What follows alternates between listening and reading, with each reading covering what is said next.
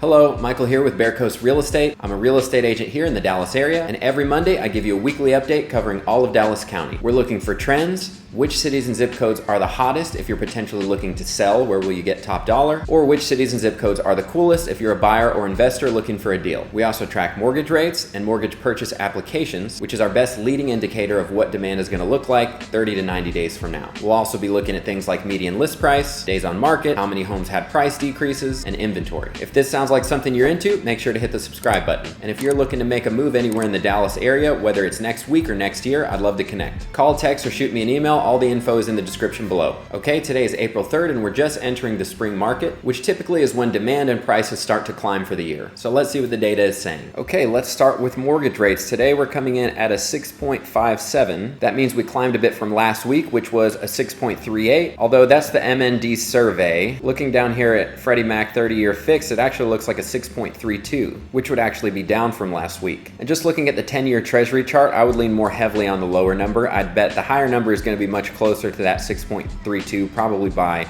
the end of today or tomorrow. Looking at mortgage purchase application, it rose again this week, another 2%. That is the fourth straight week, and I would just expect this trend to continue as the market heats up as we get into the spring. So this shows you demand is not slowing down, and it should also be noted that buyers are definitely getting used to these higher interest rates. As we get closer to 7%, demand will dry up, but the closer we get down to 6.5% and below, people start applying for mortgages again. So as long as we can stay around 6.5%, there's going to be plenty of demand for the amount of houses that are on the market right now. So again, it looks like more demand is coming in. There are no signs of the market slowing, and this new wave of buyers we can expect to be closing in the next 30 to 90 days. So demand is continuing to rise. Okay, let's take a look at Dallas County as a whole. This is my favorite tool here. This is the Market Action Index. It's the quickest, easiest way to see what's going on in the market at a glance. This is a scale of how hot the market is from 1 to 100. 30 and under is considered a buyer's market, anything above that, and the question is just exactly how much of a seller's market is it. The Market Action Index takes into account all these factors over here and just consolidates them into one easy to read graphic. And if you'd like to get a report like this for your specific city or zip code every week, you can look further into all this data yourself. Like, there is a lot more. So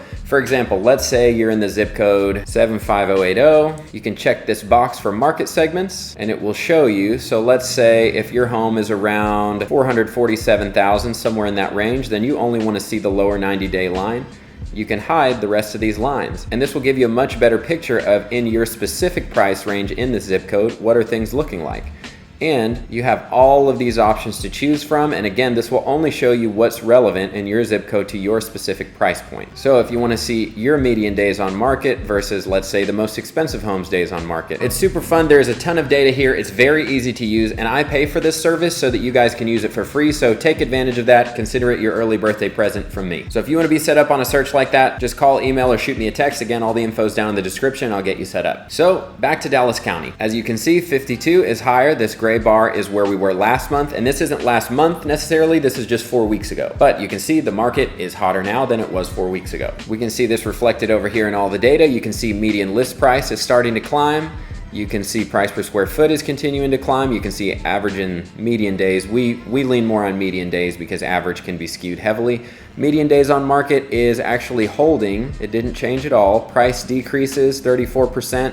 That's holding as well. And just so you know, 34% in a week, that's exactly normal in a healthy market, how many houses have price drops in a week. So that's not concerning at all. That's normal. I have clients telling me that they're seeing a ton of price drops. It may feel like a ton of price drops compared to a year ago when there were like 12% price drops, but 34 is a totally normal percentage. So in no way does that mean it's a buyer's market. Inventory has been dropping, but hopefully at this point in the season, we're gonna see the bottom. Again, historically, January and February, mostly January is when we would see the bottom of inventory, then we would start to climb. But ever since COVID, it's been more like March, April. So now that we're here at April 3rd, you really wanna hope that inventory has reached its bottom and it's gonna start to climb here in the spring. And then of course, the easiest way to see all this is just the Market Action Index is at a 52. All of that to say, the market is definitely heating up. We're already seeing a lot of multiple offers, and I actually spoke with my lender last week, and he said right now over the last few weeks, they've been seeing maybe a 10 to 15% acceptance rate. That means of all the agents they work with that submitted offers in the last couple weeks, only 1 out of every 10 offers is getting accepted. So it's actually still a very competitive market. The properties you're seeing sitting and having price drops, those are the ones that people don't want. or they're just priced wrong. There's some reason. But don't let that skew your view of the houses that people actually do want, because those are going fast and for top dollar. So the market is still red hot. Don't take my word for it, you can see it in the data. Okay, moving on to our next section here. The way that this goes is you're looking at the top row. If you're a seller, this is the hottest markets. Next row is for my buyers. These are the coolest markets. That's where you're gonna wanna look. We're gonna walk through these very quickly. These first two boxes are both 90-day averages, so they're much more reliable. This third box is really just for fun for you to see what was the exact hottest zip code this specific week. Don't lean heavily on these. They may be on this list this week and then gone forever. So the first two are the ones you wanna lean heavily on. So let's begin looking over here. These are the top 10 hottest cities in all of Dallas County, and they all held their spot. Let's see. Louisville, Grapevine, Carrollton all held their same spots, but Sachse comes way up. Yeah, Sachse moved up 3 places. So Sachse is really heating up. Irving and Balch Springs remained in their spots. Richardson actually moved up 1 spot. Coppell moved down a spot, so these two switched places. Followed by Garland, and then followed by Rowlett, which actually last week Rowlett got knocked off of the top and put all the way down to the bottom of the coolest markets list, and now it's back up on the top 10 hottest cities list. So congrats to Rowlett for getting back up there. Up next are the hottest specific zip codes. So this is just for you guys if you live in one of these, otherwise it probably won't be relevant. So we'll just read them off real quick. Carrollton 75007 is the hottest. Then Louisville 75077, Grapevine 76051, Louisville 75067, Irving 75063, Irving 75062, Garland 75044, Garland 75041, Richardson 75080, and Sachse 75048. So of all 84 zip codes in Dallas County, these are the top 10 hottest zip codes. And then looking at our last box, of course, these are the hottest zip codes specifically just for this 1 week. Not overall, don't rely on this, but what happened last week, these were the hottest zip codes. 75082, 75116, 75060, 75041, 75287, 75042, 75048, 75254, 75080, and 75194. So that's just for fun. Now let's move on for the buyers. The coolest markets, not a ton of change here. Ferris, Seagoville, Lancaster, Dallas, Red Oak, Mesquite, and Wiley all kept their same order. Duncanville and Cedar Hill switched places. So that means Duncanville heated up, Cedar Hill cooled off, and then Grand Prairie came back on the list. Last week it was replaced by Rowlett, but now it's right back on the list. But I also want to say, as far as coolest markets go, anything above like a 50 is still a very hot market. Remember, a 30 is a buyer's market. So Ferris is just barely above being a buyer's market. Then we have a few in the 40s, but once you're really up to 50, it's still a seller's market. It's just the coolest of the seller's markets in Dallas. I won't read off all these zip codes for the coolest zip codes, but if you're looking to buy, if you're looking to invest, looking for a deal, this is gonna be your best bet. So I'll give you a minute just to look through these, see if any of them stand out to you.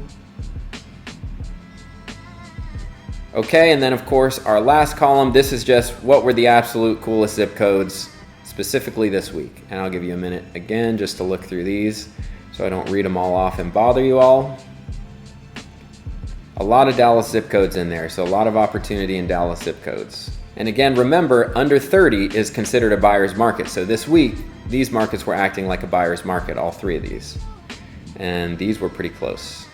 All right, moving on to our last category. This is inventory. These two are the same data, but this one is a 90-day average, and this one is the weekly. I just want to see if we can spot any sharper trends on the weekly that may take some time to catch up here on the 90-day average. So really what we're looking for here is we want these curves to start flattening out. So like Dallas, for example, inventory-wise, it does look like it might be starting to curve up a little on the weekly, though of course on the 90-day it still looks like it's curving down. So this may take a couple more weeks for this to flatten out, but that's why we want to look at this one too. Garland does not look to be slowing down at all. Mesquite, kind of. Grand Prairie does look like it's flattening out. Irving, at least the curve is slowing. Wiley is still headed down pretty hard. Carrollton is making a little bit of a bottom here. Same with Richardson. Red Oak, still a light slope down, and Rowlett looks to be making a bottom as well. So again, this absolutely should be the bottom of inventory historically.